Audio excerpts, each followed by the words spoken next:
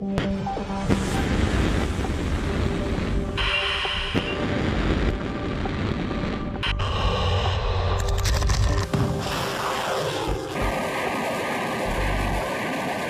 East में America ऐतिहासिक रूप से चुनौतियों का सामना कर रहा है। एक तरफ यूक्रेन में उसकी साख दांव पर लगी है, वहीं दूसरी तरफ मिडिल ईस्ट में इजराइल को बचाने के लिए वो जी जान से लगा हुआ है। लेकिन उसकी इस कोशिश में ईरान के प्रभाव वाला यमन का हूती, लेबनान का हिजबुल्ला पलीता लगा रहे हैं। वहीं ईरान रूस के इशारे पर एक ऐसा माहौल तैयार कर रहा है जिससे अमेरिका को मिडिल ईस्ट पूरी तरह से छोड़ना पड़े।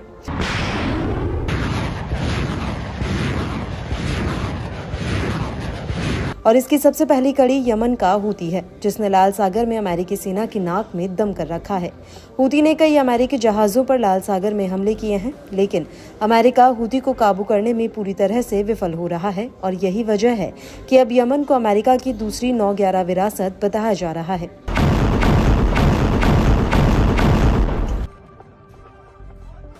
क्योंकि अमेरिकी सेना तकरीबन 20 सालों तक अफगानिस्तान में रही, लेकिन वो तालिबान का सफाया नहीं कर पाई और आखिर में 20 सालों बाद उसे तालिबान को ही अफगान की सत्ता सौंपनी पड़ी। और कुछ ऐसा ही अब यमन में होता हुआ दिख रहा है।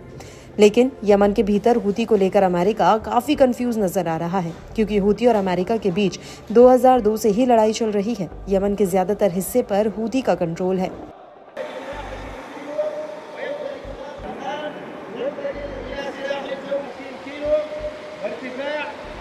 हूती लाल सागर में अमेरिका के कई जहाजों पर हमले कर चुका है। इसके अलावा उसने अमेरिका के 9 MQ-9 रीपर ड्रोन मार गिराए हैं।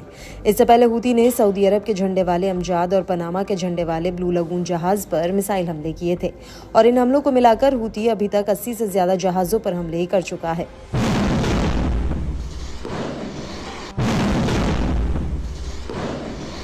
इसके अलावा हूती ने लाल सागर के ट्रैफिक को पूरी तरह से बंद कर दिया है। इस रूट से दुनिया का 90% माल ढुलाई ट्रैफिक गुजरता है। हालांकि हूती को रोकने के लिए अमेरिका ने अपने 2 युद्धपोत यहां तैनात किए, लेकिन उनसे भी हूती डरा नहीं।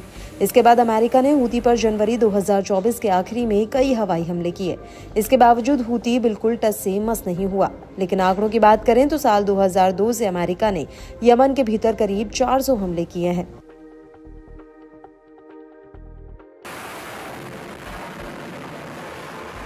साल 2014 में हूती ने यमन की राजधानी सना को कब्जे में ले लिया था और उसके बाद से ही हूती ने कई अमेरिकी ड्रोन्स को गिराया है। हालांकि इसी दौरान अमेरिका ने सऊदी अरब को हूती के खिलाफ खड़ा किया। सऊदी ने सहयोगी देशों के साथ हूती के खिलाफ युद्ध भी छेड़ दिया और कहा कि ये जंग कुछ हफ्तों बाद खत्म हो जाएगी। लेकिन 10 सालों बाद भी हूती ईरान के बलबूते पर और ज्यादा मजबूत हुआ है। ये सब तब हुआ जब अमेरिका ने सऊदी की अगुवाई वाली सेना को सैन्य उपकरणों से लेकर इंटेलिजेंस सपोर्ट और ट्रेनिंग तक दी। लेकिन सऊदी सिर्फ यमन के राष्ट्रपति हादी को साल 2021 तक सत्ता में रख पाया और इसी दौरान हूती ने हादी की सत्ता को उखाड़ फेंका और खुद यमन की सत्ता पर काबिज हो गया। इसके बाद उस वक्त राष्ट्रपति डोनाल्ड ट्रंप ने यमन को दी जाने वाली 73 लाख अमेरिकी डॉलर की मानवीय सहायता रोक दी थी। अमेरिका को डर था कि कहीं हूती इस मदद को हड़प कर और ज्यादा मजबूत न हो जाए।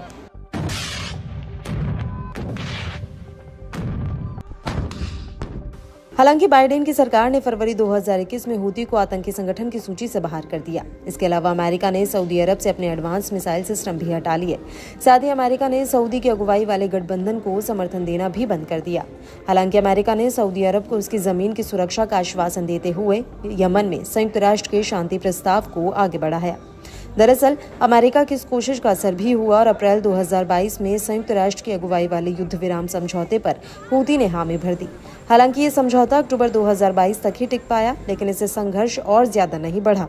इसके बाद हूती का एक प्रतिनिधिमंडल सऊदी अरब शांति वार्ता के लिए गया था, लेकिन 7 अक्टूबर 2023 को इजराइल पर हुए हमले ने सब कुछ बदल कर रख दिया। हूती ने शांति वार्ता से खुद को अलग कर लिया और फिर लाल सागर में हमले करने शुरू कर दिए।